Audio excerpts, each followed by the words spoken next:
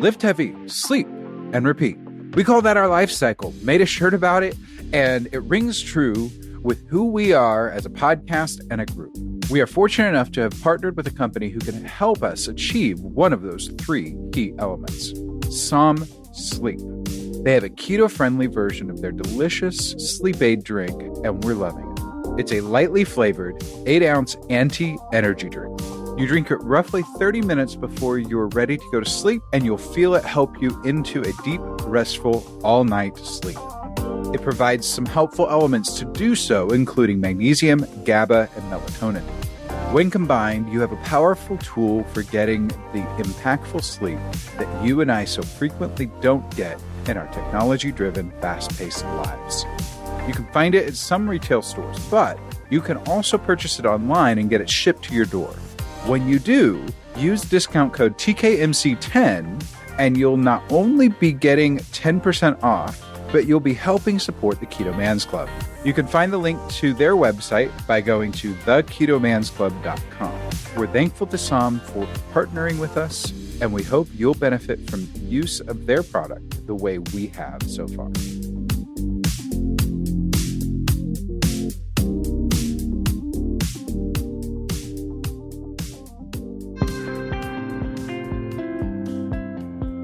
Hello and welcome to the Keto Man's Club podcast. We're glad you're here, where each week we talk about men's health and lifestyle. We do so with the foundation of the ketogenic diet and lifestyle.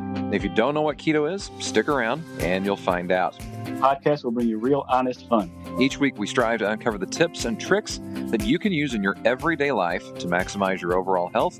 Find the clearest path to becoming the best version of yourself that you were meant to be. Hello and welcome to this week's episode of the Keto Man's Club podcast. My name is Chris. I'm one of your hosts, and as always, I'm joined by Jim and Berto. How's it going, Jim? Let me tell you, I had one of those experiences today that causes you angst and frustration and anxiety. I had to get my car. I had brakes put on and new tires and some other things, and the bill caused some of that anxiety and everything. But then I left the garage and was feeling pretty good, and about a half mile down the road, my car died. On a 4-lane highway in what my town considers rush hour traffic. And come to find out that I have a faulty gas gauge in my 2007 vehicle and had a quarter of a tank of gas on the display, but apparently was pretty much at bone dry. Oh, Lord. So it was a fun-filled night of getting the garage good on them. They came and picked me up, and we're going to arrange to have the car towed. Everybody was like, is it out of gas? And I said, no, it's not. And even the guy that came and picked me up said, it's got a quarter of a tank. It's on the gas gauge. So I ran home, had a gas can, filled up the gas can, or went to my car, put in what I can, starts right up, and away we go. So moral of the story, even when you're running on empty, you still got to go a little bit farther. Or just screw gas gauges in 2007 vehicles and just never let it go below half a tank. That's your that's tip of the day. That's probably a better way to go, just in case. Yes. The other thing I've heard about that is that you actually get better gas mileage when the tank is full. I'm not sure how true that is, but I've heard it.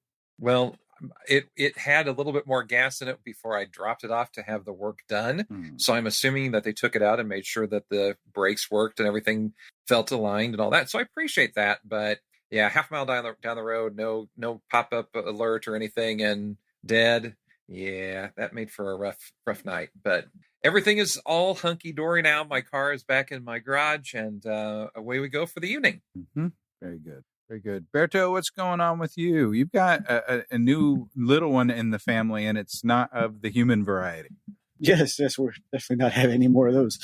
Well, compared to Jim, my night was quite uneventful. But yeah, we picked up a puppy yesterday, and let me tell you, trying to get 2 adults and 2 girls that are 10 and 7 years old to agree on a dog name is becoming quite hilarious.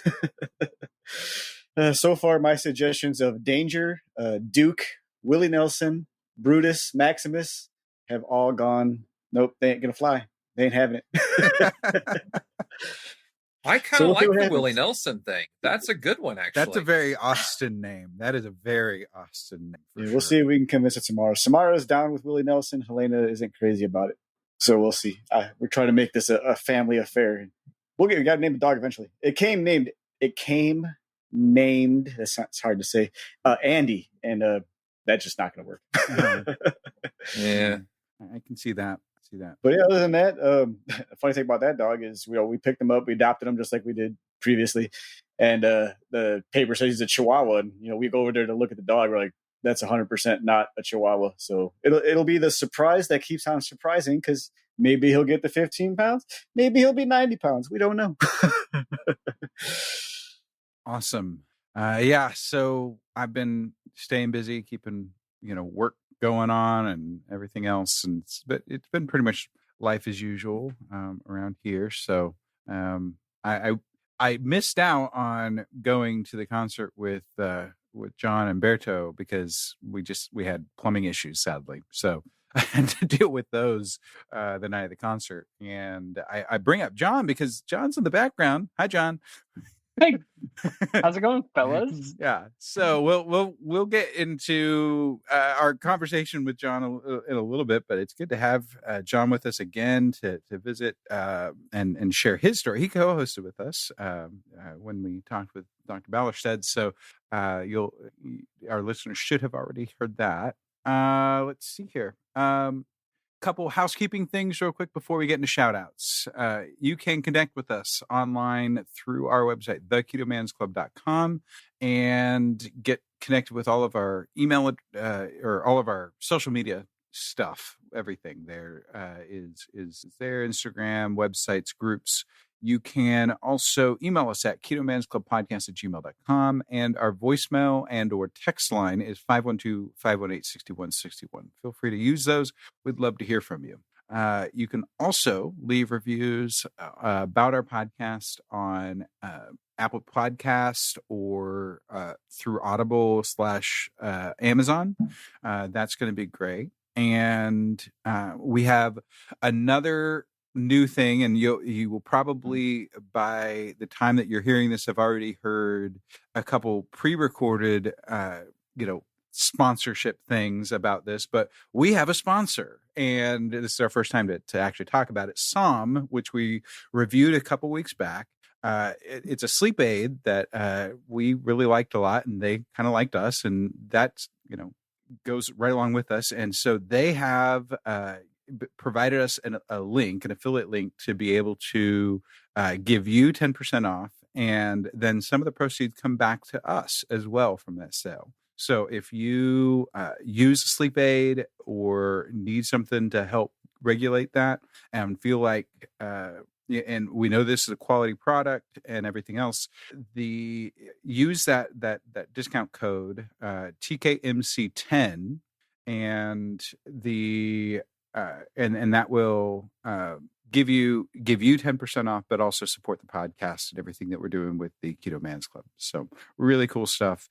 You'll hear more about that probably in the future. Any other business to attend to before we get into shout outs? I think not. Ironically, I am working out of town. I leave tomorrow morning, and I still have a couple cans of that stuff left. So I get to put it to the ultimate undisturbed test. So check back with you guys next week after I think I got 2 cans left. I'm taking with me, and I'm gonna see what this stuff does. I've actually got, or go ahead. I was just gonna say I've got one in the fridge right now for tonight because I did not do well sleeping last night. So it definitely has helped me more than once. So I'm looking forward to going to bed a little bit early tonight and knocking that back. Cool. Yeah, those are great. I can't. I went through all of mine very quickly, so I'm waiting to get some more here soon. Actually, those should be arriving. Maybe I don't know when they came, but they're on the way. They're on the way. So I'm looking forward to having that back around. So yeah, let's get into shout outs, and then we'll go from there. Berto, let's start with yours. I got a quick and easy one. Our good friend Jonathan Shane, that's how good of a friend he is. I can't say his name right. AKA the Keto Road. He was actually in town over the weekend. I think he said a graduation party. wasn't too far from here, so he decided he was going to swing by and say hi. So he stopped by my house, let him in, talked for a while. He met the family, met the kids, met Yvette, and chatted for a little bit before he had to get on the road because he lives on the other side of Texas over towards Houston, so it's still a couple-hour drive. But he went out of his way just to come by and say hi, and I thought it was awesome, and it actually really made my day. Yeah, that's awesome. Yeah, Jonathan's good people, that's for sure. Mm-hmm. Jim, how about you? My shout out is to Mr. Dan Turner, who is 75 pounds down since May. And Dan is a big guy. In his original photo, he's got the before and after. Actually, I should say before and current, because he's still working on things. He's been doing some intermittent fasting, doing some bone broth as well. Incorporated keto as well as yoga to have almost beaten diabetes, he says.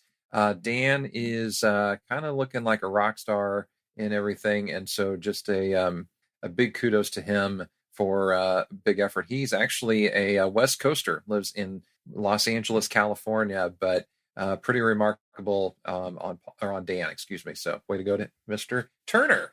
Very cool. I'm gonna do kind of a repeat, but from a couple weeks ago, but with a little bit of a different tilt. Our member Jason Thompson, who we've talked about for some of the strides that he's made physically, he posted and shared some pictures of some keto grocery shopping. We've had several gentlemen, so this is more. Let's call this a generic shout out to all the men out there who are using this time of hunting season to do some keto hunting. And Jason and his son took down a couple looks like a couple does, and they're going to feed their family for a while there, and that's really a very cool thing. I'm glad to see men out there doing that, because one, it needs to be done for conservation's sake, number one, but number two, it's a good thing to be able to see father-son activities. That's something that I kind of wish that I had grown up with a little bit, and I'm always excited and glad to see that dads are investing in their sons, whether it be hunting or not, but that investment in their sons is awesome. So that's my shout out. Hey, real quick, for Jonathan Shane, Berto, did he mention his hunting trip, since Chris just brought that up? He did not. You know what photo I'm talking about, correct? I do not. The one, so there was a photo. Was he in the group, or maybe it wasn't him? I thought he was in there with Danny Vega and Dr. Anthony J and some others. Jonathan was not in that one? Jonathan was not in that one. Okay. I thought he was. So, yeah. All right. Never mind. Now that we have several we actually have 2 or 3 members, including Danny and Dr. J that were in that picture. I believe the guy who actually took down that boar was in that picture as well.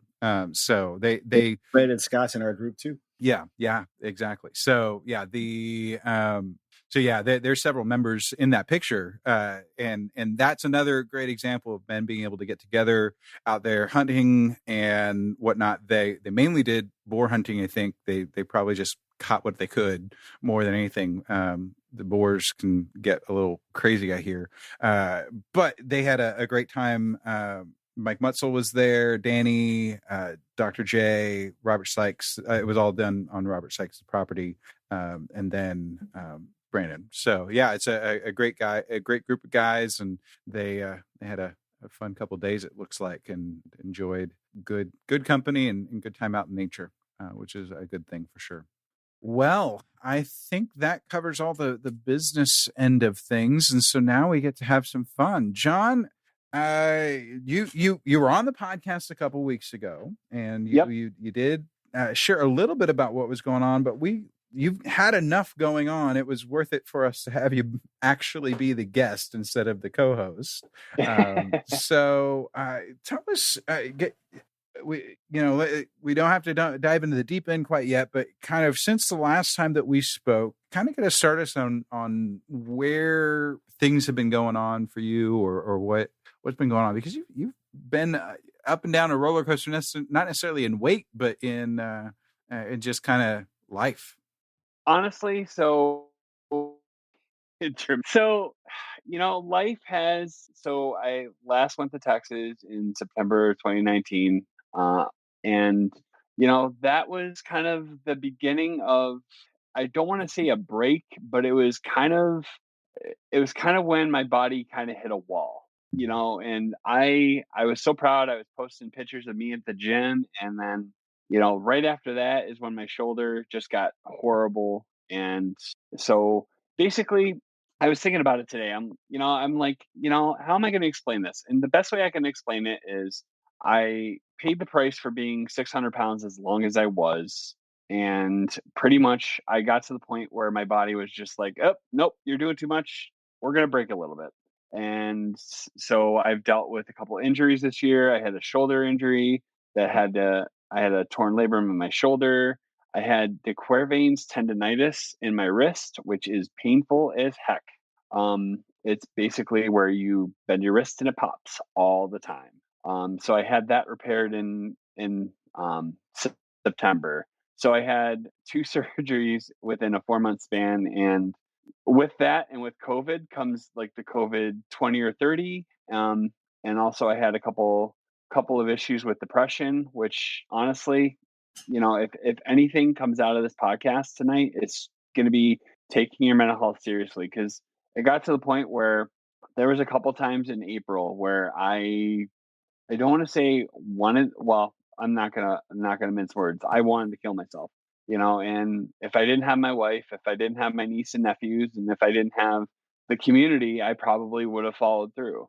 The problem is I'm very impulsive and I don't really plan that well. So that's probably why I'm still here today. Not that I'm making a joke of it, but honestly, that's the truth. So So what brought on the low point? Was it just a combination of everything, or was there one particular moment that really just was like, I'm so done? so back in July of 2019, I'm a social worker. So, I go out in the community and I deal with, individuals who are mentally ill. Hmm. And I almost got assaulted, and that really stuck with me. And so out of that, I switched jobs, and I switched jobs to a place that wasn't a good fit, even though I thought it was a good fit, and it wasn't a very good fit. And it just led to me sitting in my office and doing a whole bunch of nothing. And you guys know that I need to. I don't want to say. Well, I need to be. I hate being stagnant. To me, that's when problems develop. Is when you are just when life's standing still, and I hate when life stands still. You know. So, and yeah, you are not the type of person that sits still or doesn't. You were constantly doing something in your short trip to Texas. You were constantly doing something, going to the one barbecue place or another. You don't like sitting idle. What? No. So when you're in those when you were in the throes of being kind of at that low spot, or in that time where you're wrestling so much with that, what you mentioned your nieces, your nephews, your wife as being some of your whys for pulling yourself out of the funk or whatnot, but like talk more about the why and like how you actually practically put that into action a little bit. Well, to be honest with you, it was the point where I said to my doctor, "You need to put me on something." Mhm. And I don't care, part of the reason back in the day why I gained so much weight was because I was on an antidepressant, and I resisted it, thinking, I could handle the coping skills, and I have coping skills in my back pocket I could use. And then you get to the point where you just can't do it.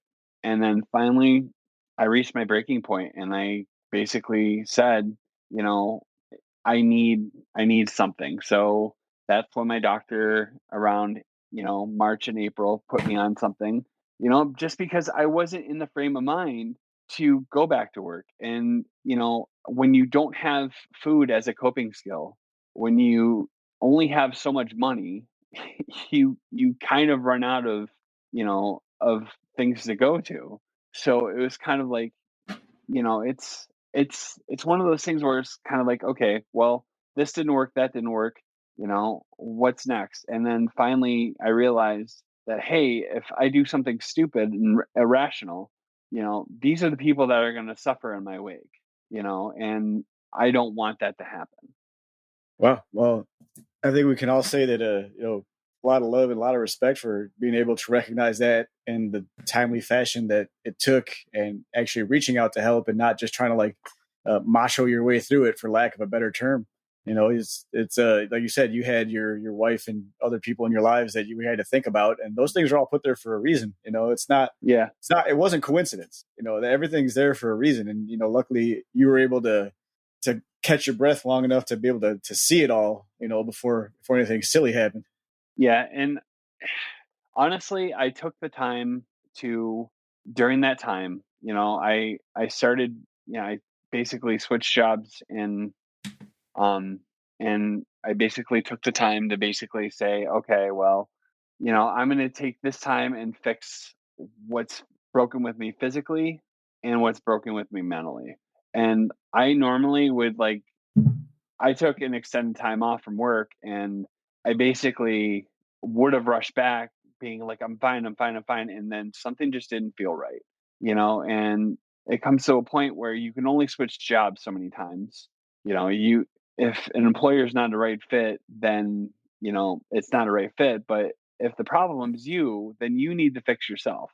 And I realized at that point that it wasn't necessarily the job, even though the job shouldn't have took me on when they did, because basically I was just sitting at the office, and it was one of those things where it's like, okay, well, if that's a problem, but you're seeing this, then you need to, basically fix yourself first, before, you think that you can take on something else. And I would do that. I would, go back, and then something wouldn't work out, and then, okay, well, maybe that didn't work, so it's the job. When it's actually me. It's been me all along. So I ended up switching jobs in April. Things got a little bit better, and I'm back to square one. I think I'm back to myself again a little bit. I think that, we're going to probably talk about the trip to Texas, but the trip to Texas, and I think I said this to Alberto at the end, that it was what I needed at the right time. It was the perfect fit. It was, and since I've been back, well, it basically, I basically went down, and people can criticize me for going down in the middle of a pandemic. I basically went to hang out with Chris and Alberto, go to a concert, and eat copious amounts of brisket, which, I ate about 6 pounds of brisket while I was down there. Well, I don't hear anything bad. No, it wasn't. Yeah, no, In no fact, judgment whatsoever. no, in fact, it was one of the best things ever. And I think, honestly, it was the best part about it was we watched a grown man sing a cover of TLC Waterfalls, which was It was a unbelievable. really good cover.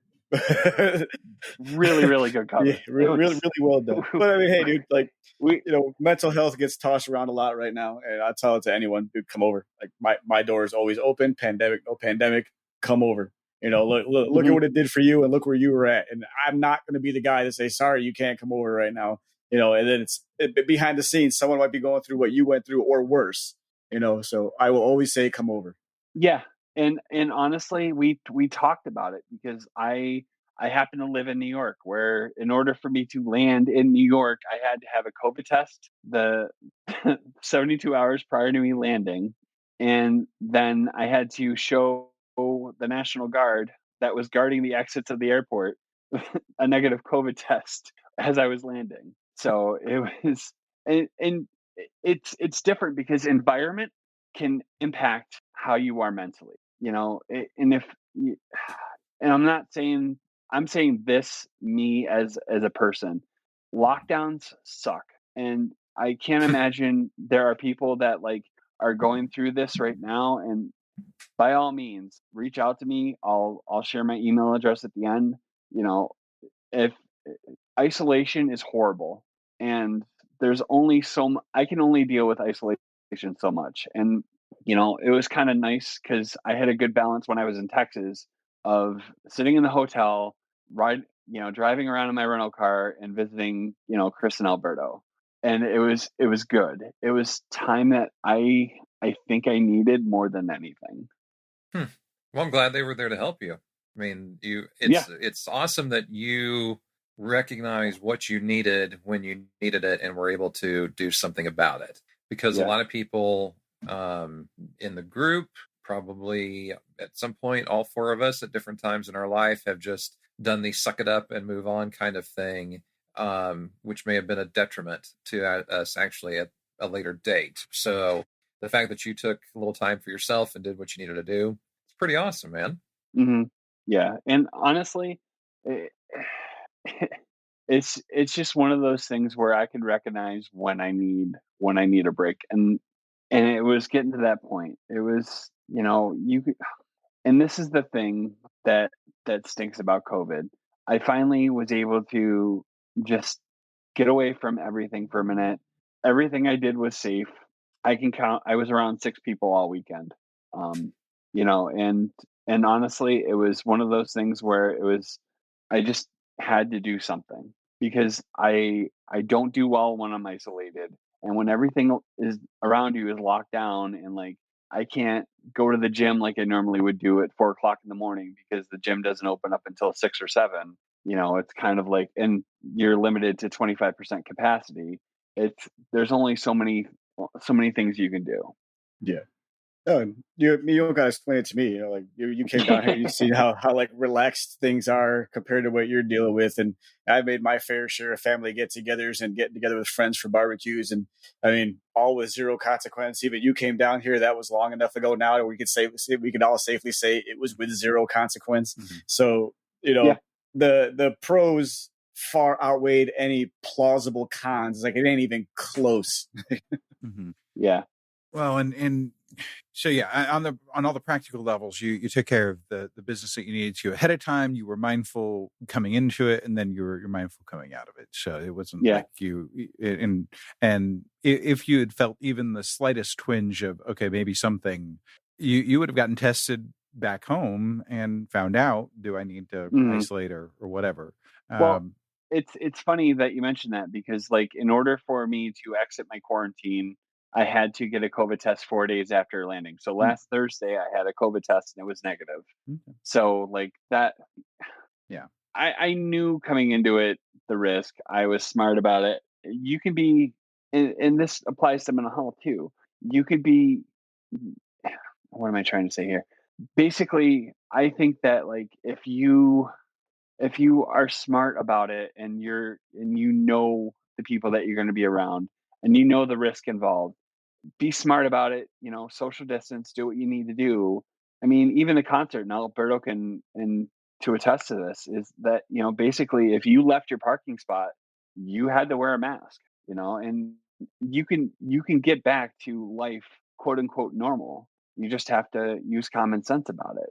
Yeah, and then just to talk about the concert, we didn't know what to expect. It was really well done. It was at the HEB Center, which is a giant event center out here. Stage was outside. It was literally a drive-in concert. So you pull up in your parking spot. You have your little designated quote like tailgate area. They're like, as long as you're within this square, feel free to do whatever you'd like. If you leave this square, put your mask on.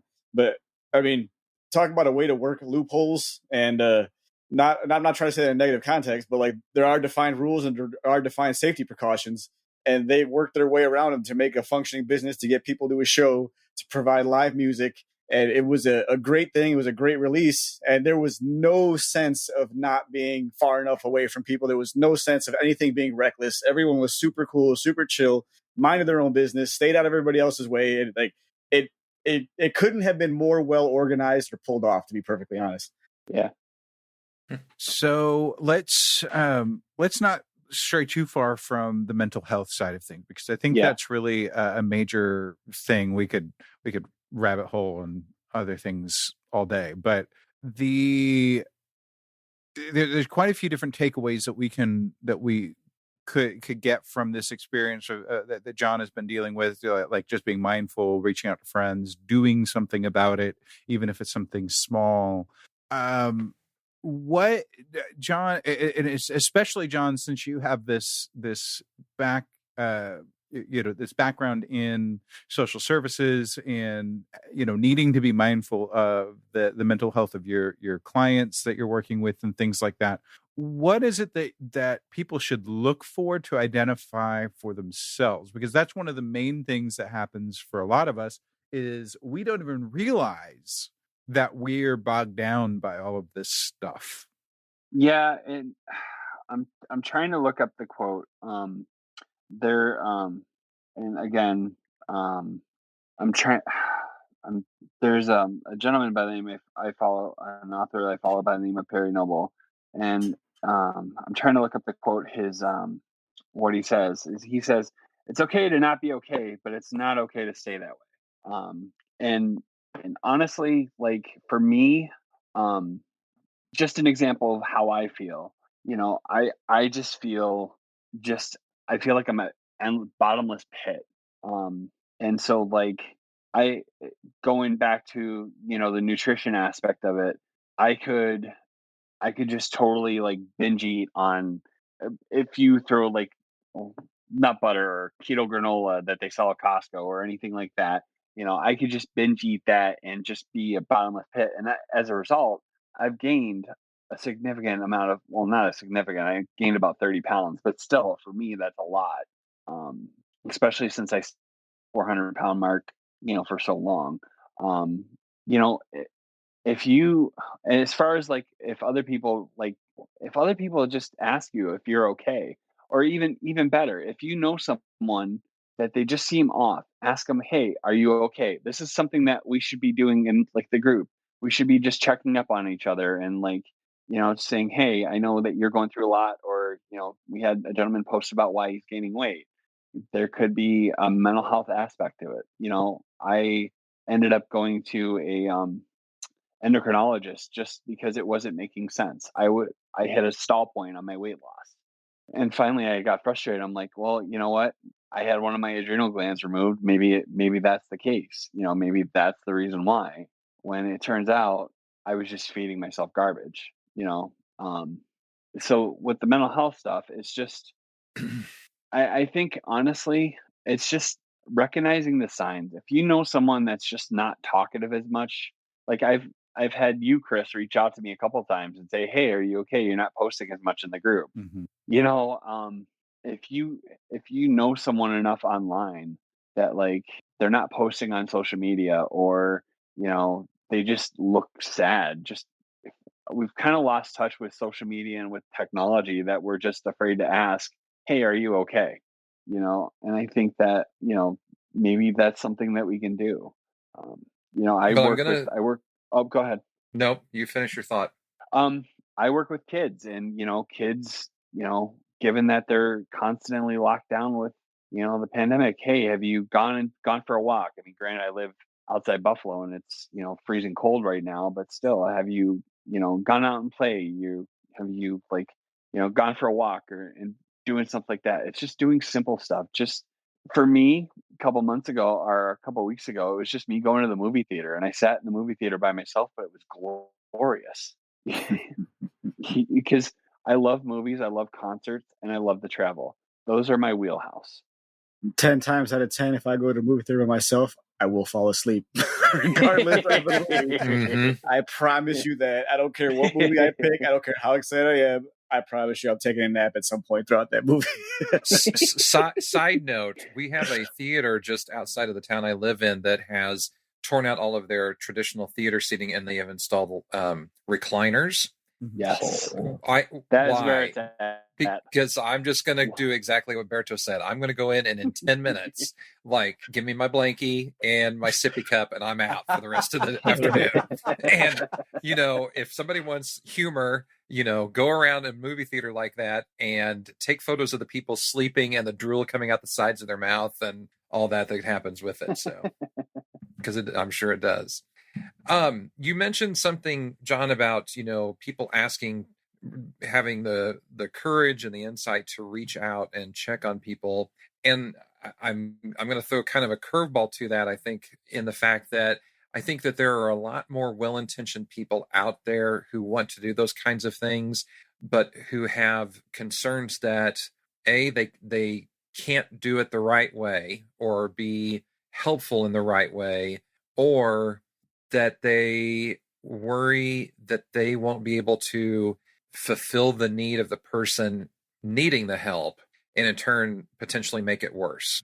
And I'm not saying that's happened with you at all or anything, but I've experienced that a couple times where, I've told people about some stuff that I've gone through in the past or whatnot, and they kind of go distant. And I'm like, I'm not asking you to like fix it. I'm just trying to talk through it. And so I'm like, well, okay, but we don't want to, like, we're not sure that we can help you, basically. Mm-hmm. So, and maybe, I don't know if that's something that you've experienced through all this in the last year or two. So with me, and kind of piggybacking on that, like for me, like one of my things to do is to kind of reach out to friends, is I love to cook. I love to barbecue. Alberto and I share that same passion. Like, I will like literally cook a brisket and text a friend and say, "Hey, can I drop off some meat?" And it's little things like that kind of plant a seed and say, "Hey, this person's thinking about me." And if there's something, something negative going on, or, you're just sick of being locked down, it's just planting a seed of, maybe seeing if that works.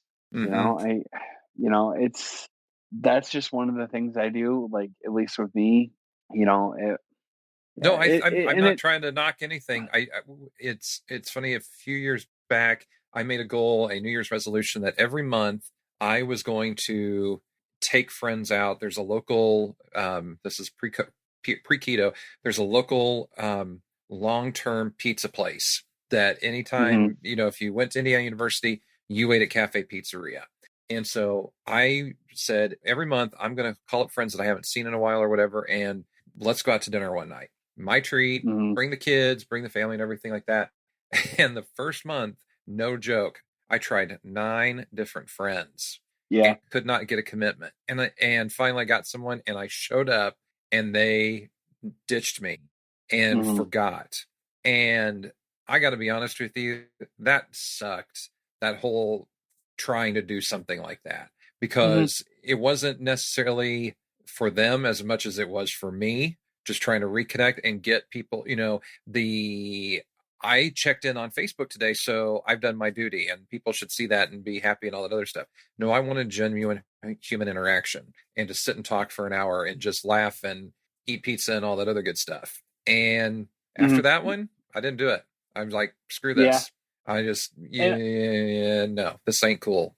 It's honestly and that's the toughest part of it, is like, I honestly think that, like, this is really the hardest part about COVID and just the whole pandemic is we've lost touch with each other even more than what we have. I mean, honestly, I think that, like, that's just the biggest thing with me, is just, it's important, my wife even can recognize that when I need to get out and just not be just stuck at home. I mean, it's interesting. My new job, I'm like stuck at home, working. And honestly, the one thing that I enjoy the most, and I joked about it in a post a couple of weeks ago, was going to Five Guys.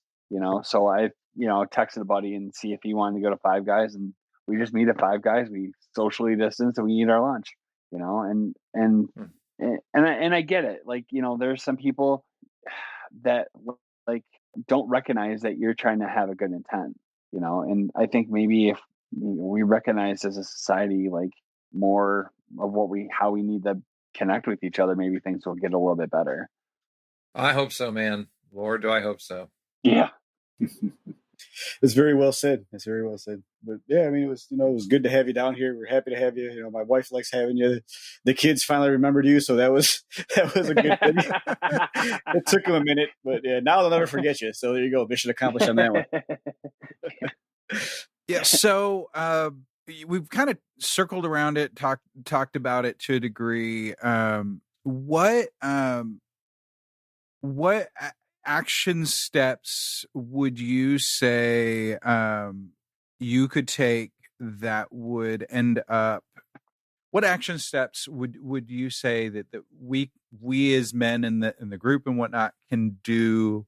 Like if we were to create a list, we've kind of mentioned a lot of what I could think of, but what specific things are your go-tos for checking in on each other? I see sometimes this copy and paste thing where you end up seeing the you end up seeing the brother check-in thing, and it's my door's always open, something or other. Yeah. And that's good to put that out there into the world to say, hey, if you need something, reach out to me. But what are some other proactive steps that we can do to reach out to each other? I think honestly, and this Alberto and I were joking about this the night of the concert. I said to him, like, man, you think, just to think that like a friendship was born out of a just call me type of thing, you know? And I think that like there's kind of a stereotype that like men shouldn't call each other and talk on the phone. That's crap. You know, I think that like, you know, like have the gumption to, you know, call and check up on somebody, or hey, you know, if I have, you know, you and Alberto were like two of the people when I went down to Texas that we did a lot together, and we just kind of grew a lifelong friendship, you know. So it's like if you have someone in the men's club or in the Keto Man 101 group, you know, message them and say, hey, why don't you, you know, if you just wanted to check up on you, or do something simple like that. Yeah, I think there's a lot to that, and you're absolutely right. The connection between you and Berto is this. If I remember correctly, Berto's exact words was, "This will be a whole lot faster if you just call me." Yep. Yeah. And so these friendships, and I really feel like, you know, by default, you came down, I get to know you, and now I feel the same way. You know, we're brothers in that regard, on a deeper level, because of that as well. And I feel like I genuinely feel like more times than not, if we gave ourselves the chance to connect on that level and have that type of intimacy, not physical, not sexual, but intimacy, that goes so far. One of the things I will never forget, but my youth pastor years and years ago, he said intimacy when broken down means into me see. And yes, we were talking, you know, we're teenagers, and so the only thing we're talking about or thinking about is relationships and sex and everything else. But that's so applicable to our daily lives, our what we are doing together, and it is very key to mental health and wellness, because I think all of us have felt this at one point in time or another. I know I've felt this lately myself in a couple of different ways, where I just feel unknown. I feel like nobody's out there hearing me. There's a whole musical called Dear Evan Hansen, and it can be, you know, a large part of the theme through that can be summed up through the title of like its first big song, which is called Waving Through the Window. And it's all about, hey, I'm over here on this side of the window waving, trying to get somebody's attention, but nobody hears me, nobody's responding. And the window in this example is, metaphorically speaking, the glass on our cell phones and our computer screen. We get so caught up trying to you know, connect with people through social media, we forget to connect with people. So I think there's a lot to that, and I think that, yeah, just connecting in general, putting it out there and whatnot, is very, very powerful. The other thing too, I'm just gonna let me throw real quick in, John. The other thing too is that we have a generation coming into adulthood now who has grown up with technology from day one, and don't fully. I think that the millennial generation, or whatever we're calling them after that, the 20-year-old, 25-year-olds now, that it's almost like it's almost uncommon for them to be able to carry on a normal conversation, let alone be engaging. I work in the banking industry. For somebody to be able to greet a customer when they walk in the door, to ask them how their day is, to say, what can I do to help you, to carry on a conversation while they're doing a transaction, to say, thank you very much, have a nice day, blah, blah, blah. If somebody can do that, holy cow, I'm over the moon, because it's a rarity. So unfortunately, a lot of that generation doesn't know how to express themselves the way that the four of us are even doing right now, in just a conversation that is having a virtual beer with one another, so to speak, and sitting here just talking and hanging out kind of thing. To them, it's the thumbs and the texting and the sharing of memes, and it's like it's a different language kind of thing. Really, and I say that at 45 years old, not to sound like an old man like my grandpa, who used to not understand why I'd be on the stupid Atari playing video games at 5 years old, but like it's Pac-Man. I mean, come on. Yeah. Now. So I think that we have to figure out how to almost re-educate and teach people how to communicate on this level, because it's not something that happens like it used to when you would write a letter to somebody at the holidays and tell about your year, or you'd have a 45-minute conversation with somebody on the phone because you didn't have their Facebook and didn't see what their kid ate for breakfast that morning and stuff. You don't have to do that now, because it's all on the screen, as Chris just mentioned. So I'm rambling. I'm getting into the weeds. No, your point is well taken. In exactly what you're talking about. I was having a conversation with a random young guy that I met through Reddit. He asked my opinion about something in private message, and we've been going back and forth for 2 or 3 weeks now about it. And he's got all these things, and I'm seeing the signs of disconnect, of not having the confidence to really stand up and do what it is that he's wanting, regardless of the, what people may think, and all of these different aspects. And I say, who's your best friend? What's his name? And he gives me the name of the best friend. I said, have you ever thought about talking about this with them? And like, you can even couch it like, hey, do you ever have any insecurities about XYZ feature? Or because it's a whatever, the thing that he came back with is, oh yeah, I don't do that. He doesn't talk with his family. He doesn't talk with his friends. That's his best friend, but you can't have an honest one-on-one conversation with this this person about how he's feeling about this thing that he's hyper insecure about. But yet he'll talk to me on the other side of the internet, perfect stranger, and lay it all out there. But isn't that what therapy is? Isn't that where you talk to a complete stranger and lay it all out and not feel like you're being judged or criticized, or somebody is like, you risk the friendship because you're pouring out your true self? Oftentimes it is. My therapist that I have, and whenever I was on Yogi's podcast and on our podcast, I've been very open about it. I've sought therapy over the last couple of years, and it's been extremely powerful and beneficial to me and to the relationship between my wife and I, and very powerful to have that. And I'm lucky that the man that I go to for therapy, he's actually a friend. I can count him as a friend, and he's in my inner circle, and I feel a real connection with him. He's not a stranger, but most of the time that's what it is. They're your professional friend, the person that you're paying to listen to you. And there isn't a risk factor. And to piggyback off that, I kind of consider, like I mentioned earlier about the trip to Texas and how it was kind of the break I needed. For me, it was like, I was just thinking about this, finding your reset, find what brings you back to you. If for me, it was, going to a concert and being socially awkward and singing at the top of my lungs at, in a parking lot. And Alberto can laugh at this because he's like, come on, John, let it go. You want to. I was encouraged. Please tell me you sang "Let It Go." No, I didn't sing "Let It Go." Simple Man.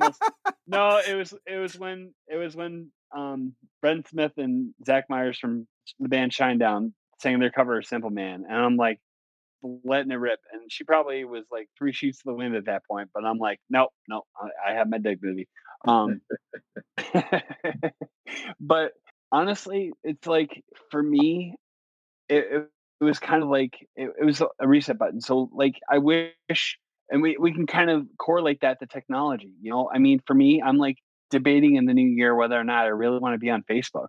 Because honestly, Facebook and some of my opinions on a local football team and like and other things is divisive, and so like it's kind of a trap, for me to do I really? But then again, I have the man's club and I'm active there. So it's kind of like, okay, well, if I just hold my opinions to myself, and just go on Facebook for that, then that's the end, that's the end of that. And it's kind of like, for me, I kind of use, social media as kind of, posting picture. I'm trying to get back to what makes me me. And like part of what makes me me is grilling, gym, and like travel and like concerts. I love taking pictures at concerts. I love photography. I love taking videos at concerts. I love, that part of it.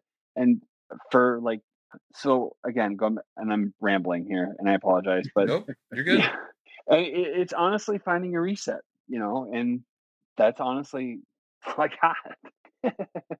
Yeah. No, it's important, and and I'm sure all of us get the whole Facebook thing. It's a great thing, a terrible thing, and this has been a very odd year for a lot of people that personally and virtually, and Mhm. a lot of lines have been crossed and lines have been made in the sand, and people have been split, and it's just odd. And I don't know. I told Chris about this, and I was actually making the joke, and maybe we should actually just do it. Like come January 1st, I was on, and it should theoretically work, where you go on Facebook and unfriend 100% of your friends and just stay in the groups, because then you're Mhm. interacting with the people that you normally interact with anyways, that you get along with. But like you go on Facebook and I would have 0 friends, but I'd be involved in like 8 different groups, and I think that would be like ideal and make it fun again. Mhm. Yeah. There are some plugins that you can also use that will essentially block the entire news feed so that you can't really actually just scroll endlessly. You you get access to Messenger, and I think Mhm. if you choose a group, like you can do that type of thing where you can browse a group intentionally. But Mhm. I haven't used that in a while, so I'm not sure. But But that type of thing exists on some level too. But I agree. I do think that there's just something to close out and shut out the noise and try to make the volume a little quieter. Mm. And going back to Jim's point about how the younger generations don't know how to communicate, if it, if they basically get to the point that we're at, being in our generation, where we're kind of sick of Facebook and are sick of just social media and how we communicate, and we're finally realizing it, then maybe again things will change and get better. But the thing But I is mean, that, go ahead. I know. yeah, Sorry. I mean, and just like I said, with the trip to Texas being a reset, I'm actually losing weight now, and I'm like my appetite is now under control. And you know, and so I correlate that with just it was the time I needed to kind of reset myself. Well, I bet with that, if we were to talk about that physiologically, and Jim, Yeah. you'll go next here real quick, but physiologically speaking, your cortisol levels probably took a nosedive whenever you had 3 or 4 days of letting loose, relaxing, Hmm. enjoying, time to yourself, enjoying downtime in general, all of that type of thing. I feel strongly that more than likely you just felt your cortisol levels dropped drastically, which is part of what lets your glucose go down, which keeps your Yeah. insulin down, which unlocks the pathway for all of this other stuff. And then you also were basically full on carnivore the entire time that you were here. So your glucose didn't get that hit either. And Yeah. so, I think all of that added up to definitely helping you reset. Okay, Jim? I was just going to add that, kind of like what John said a few minutes ago. I have repeatedly wanted to ditch Facebook, completely. I'm over it. I'm over somebody posting something about a community news thing and then twisting it into all kinds of political drama and stuff. But I keep it, number one, because of our group of guys. And two, I try to mentally funnel out the drama and look for things that are relative to what my friends are doing and such. There was an option, like we were talking about a moment ago, of going, ditch all the friends, just be in the groups, or I've even thought about making what I guess you call them, a zombie profile, a second profile that is, some crazy name, and just being highly selective of who I engage with and so on, just so that, not that I want to hide anything, it's just I don't need everybody to know everything. Yeah. So I've had some family drama in the last couple of years because I would do something and people would comment on it, or they'd start talking about it amongst themselves. And like, I wasn't doing anything bad. I once went to Tennessee for a job interview and posted that I was at a restaurant / bar and saw Vince Gill perform. Everybody's, why is he down there? What's he doing? Blah, blah, blah, blah. And it's like, it's none of your freaking business. Yeah. I'm an adult. I'm almost 40 years old at the time. I'm not doing anything wrong here, but the nosiness and the intrusiveness, just, I'm over it. And we were talking about this at work today. I've got a young man who just turned 21 and a lady who's probably 24, 25 that worked with me today.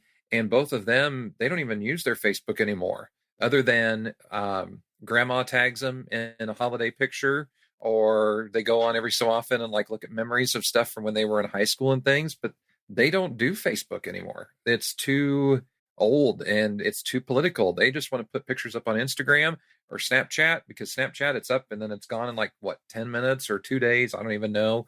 They just, they don't. And they're all, and again, I was griping about the younger generation, but I also said, I like the ones that can have a conversation and carry on with others.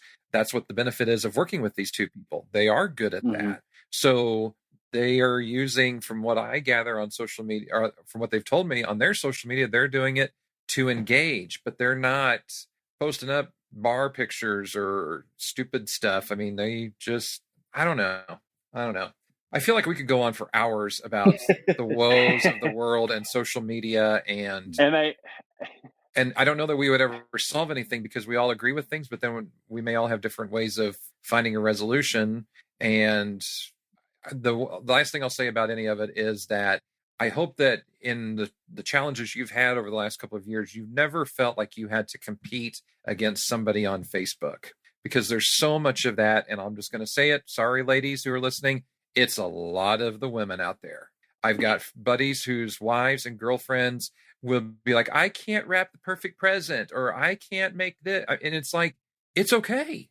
It is okay if you can't do everything perfect and have one of those Real Housewives of whatever town lives. That's not real. Facebook is a snapshot of a perfect moment, so to speak. It is not the other 23 hours and 59 minutes of craziness and shenanigans and all that stuff. And if people think that social media shows the everyday true life of things, get out. You ain't right. Yeah. And I apologize, guys. I know you probably didn't intend for this to be a rant about social media, but honestly, that's, if we look at like 99.9% of like the depression and just the angst and just the hard feelings that everyone's experiencing, is probably due to social media, and that's just my opinion, take it for what it's worth. But, like, honestly, like, I look back at like how I was 10, 11 years ago, and I make a point of every morning going through my Facebook memories and just, like, getting rid of the posts where I just like talk negative about something, because honestly, one, I don't necessarily want that out there. Two, I've kind of changed as a person. I have my opinions politically, and I let them known sometimes on, I really let them go on Twitter, but I mean, honestly, I just, I'm kind of at the point where it's kind of like pointless. I mean, the only thing that I would miss is my wife tagging me in cat pictures. Lord knows she does that a lot. But honestly, it's kind of like where it's like, what are we accomplishing here? We're not really accomplishing anything other than I can cook a really mean steak and post it to the group. And to piggyback off you, Jim, I was seriously I have an account where I just like, it's my name spelled backwards, and I just want to like delete my account and just add that to the men's group and just post there. Because I'm kind of sick of Facebook. I'm kind of sick of social media, and it's something where I can be totally detached from my family while we're at the dinner table, and it's because I'm doing something like that. And that is part of the problem. I'm not living in the moment. I'm living in what's on my phone screen. Yep. Again, being in Texas kind of brought me to that realization where it's kind of like, okay, you know what? I need to we had an hour-long conversation. It was just Alberto and I talking on the way to a barbecue joint. It was great. And Yvette was there too. And it was, it was kind of like, you know what? This is a second family to me. So everything's going to be all right. Yes, exactly. But I will say that I hope that this conversation has helped you. I mean, obviously you said things have been better since you and Chris and Berto got to hang out, but I'm hoping that this has helped you understand that you are not alone. I mean, you've kind of alluded to that, but a refresher, so to speak, of reminding you of that. And honestly, just like, I kind of don't really know when I stopped posting in the group as much, but like I finally got back. I think it was about a month or so ago. I posted a really long, grueling cardio session, and I thought to myself, I'm going to post that to the group, but I could probably tell you one thing. Alberto's going to be thinking to himself, "Oh, that's pointless." So, and honestly, it's the connection that we have, and it's kind of like, it felt good, and it feels good that I finally took a year off, from fixing my shoulder to getting my wrist fixed to just being back to what makes the mighty oak the mighty oak. And it doesn't have to be as intense in the gym or rowing as much. I think we even talked about it, Alberto, where I said to you, I'm like, I have this rower and it's kind of pointless rowing. It's just, you're rowing, it's just, it was great. And I like, and if anything, the last year has taught me that it's a marathon, not a sprint. And it was great that I lost as much weight as I lost, but with that came some health complications, and I've kind of had to learn to live and not be as intense, and live in the moment, and just be present, and just be who I am. That's it, man. That's what it's all about. Yep. Rowing is great for what it is. It's rowing. I don't mind it. I don't mind it as like, a little bonus extra conditioning work at the end of a workout. But yeah, those workouts where you row just for the sake of rowing, like, whew, they're effective, but I can't say I'm a fan. And honestly, part of that was just me like, oh, I'm going to Texas in 30 days. I got to, get my butt back in shape and go to the gym. And then I ended up having a procedure, basically to get a couple lesions removed in my head, and then I wasn't able to work out anyway. So, You got everything you needed when you were down here. Oh yeah, absolutely everything, man. It was great. Well, let's start wrapping things up. We've eaten up a lot of your time already, John, and we really appreciate you sharing what's been going on. I think that there's a lot of great takeaways from our discussion here today. How can people connect with you online? As we're talking about getting offline, but how can people get in contact with you if they had questions or wanted to connect with you in some way? So, easiest thing to do is John W. Oaks in the group. Shoot me a message. Mighty Oak 77 on Instagram. Don't really post on Twitter much anymore. It's kind of a cesspool. So, just Instagram and the Mighty Oak 77 at gmail.com. If you just want to say, hey, this is what I'm feeling, and reach out. I'm a bachelor's in social work. I'm not an LMSW or a licensed medical, or social worker. But I can point you in the right direction. I can Google and look at resources like with the best of them. So Very cool. Really great. Reminder to our listeners that you can connect with us online. The website is theketomansclub.com. You can find links to everything, including our new sponsor, SOM. We thank them for supporting us, and thank you for supporting us through them. And then you can email us, ketomansclubpodcast@gmail.com, as well as call or text 512-518-6161. Well, I think that's about it, right, gents? I believe so. absolutely. Okay, very good. Well, until next time, make sure to eat meat, lift heavy, sleep, and repeat. Thank you for joining us for the Keto Man's Club podcast. Your support means the world to us. Don't forget to subscribe so you don't miss an episode. Would you help us spread the word about the Keto Man's Club by sharing with your friends and family? We're available on all podcast platforms, so just search for Keto Man's Club and you'll find us. If you would like to connect with us, you can do so a number of ways. Our web address leads to our Facebook group, theketomansclub.com. That's TheKetoMansClub.com. You can also follow us on Instagram at Keto Man's Club Podcast. Lastly, if you have any comments or questions, feel free to reach out via email to ketomansclubpodcast@gmail.com. Thank you again for joining us today, and we look forward to hanging out with you again next week.